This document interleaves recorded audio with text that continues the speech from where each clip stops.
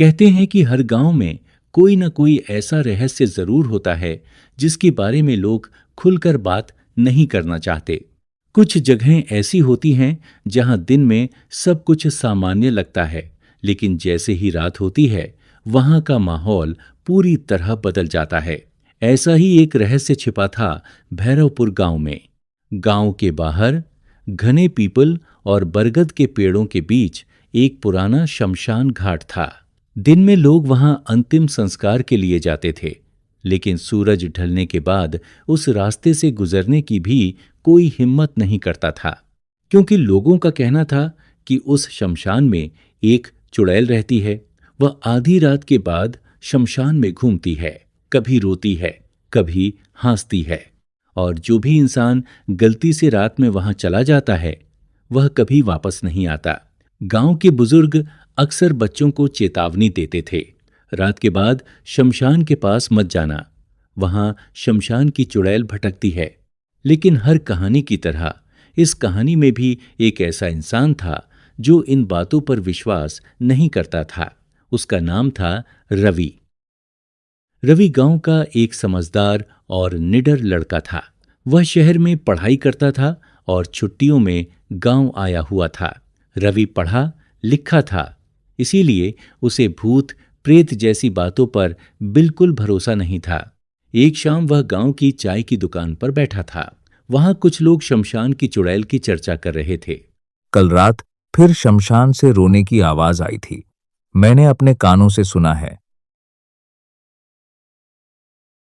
हाँ, और मेरे चाचा ने तो उस चुड़ैल को अपनी आंखों से देखा था। तुम लोग भी अजीब हो, आज के जमाने में भी ऐसी बातें करते हो। रवि, मजाक मत कर। उस शमशान में सच में कुछ है। अगर सच में है तो आज रात मैं खुद जाकर देख आता हूं।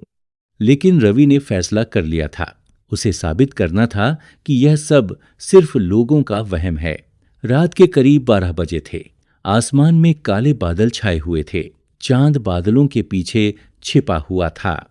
हवा में अजीब सी ठंडक थी। रवि ने एक टॉर्च उठाई और चुपचाप घर से निकल गया। गांव के बाहर जाने वाला रास्ता पूरी तरह सुनसान था।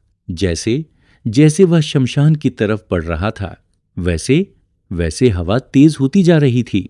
पेड़ों की टहनियां हिल रही थीं।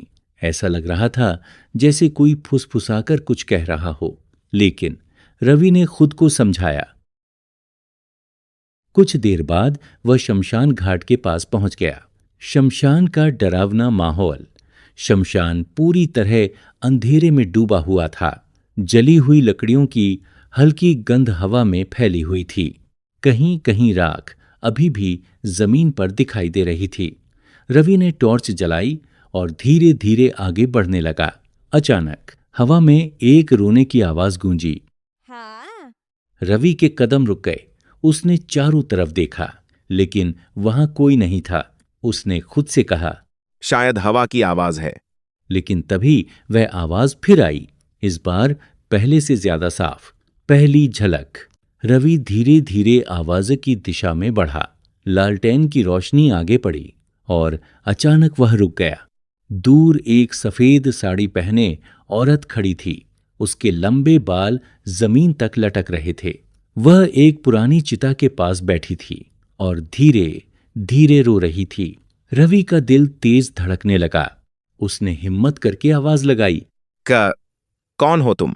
वह औरत धीरे धीरे खड़ी हो गई, लेकिन उसने अपना चेहरा नहीं उठाया। उसके बाल अब भी उसके चेहरे को ढके हुए थे।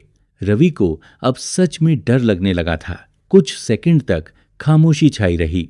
फिर अचानक वह औरत धीरे धीरे रवि की तरफ मुड़ी। रवि की लालटेन की रोशनी उसके चेहरे पर पड़ी और जो उसने देखा उससे उसका खून जम गया। उस औरत की आंखें लाल चमक रही थीं। चेहरा भयानक था। होंठों के पास सूखा हुआ खून लगा हुआ था और उसकी मुस्कान बेहद डरावनी थी। तुम यहाँ क्यों आए हो? रवि के हाथ से लालटेन गिर गई। चुड़ैल धीरे धीरे उसके करीब आने लगी। उसके कदम जमीन को छू भी नहीं रहे थे। आज से कई साल पहले मैं भी इसी गांव में रहती थी। लोगों ने मुझ पर झूठा इल्जाम लगाया। उन्होंने कहा कि मैं चुड़ैल हूँ। और उन्होंने मुझे इसी शमशान में जिंदा जला दिया। रवि के शरीर में डर की लहर दौड़ गई। उस दिन से मेरी आत्मा यहीं भटक रही है। मैं इंतजार कर रही हूँ बदले का।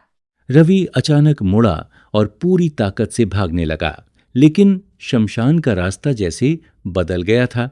जहां से वह आया था वहां अब घना अंधेरा था। अचानक उसके सामने फिर वही चुड़ैल खड़ी थी। हवा तेज चलने लगी, पेड़ जोर जोर से हिलने लगे, चारों तरफ से अजीब आवाजें आने लगीं। रवि अब पूरी तरह डर चुका था। आखिरी पल, चुड़ैल धीरे धीरे उसके करीब आई। उसकी आंखें अब और ज्यादा चमक रही थी। उसने अपना हाथ रवि की तरफ बढ़ाया। रवि की आंखों के सामने अंधेरा छाने लगा और फिर पूरा शमशान डरावनी हंसी से गूंज उठा।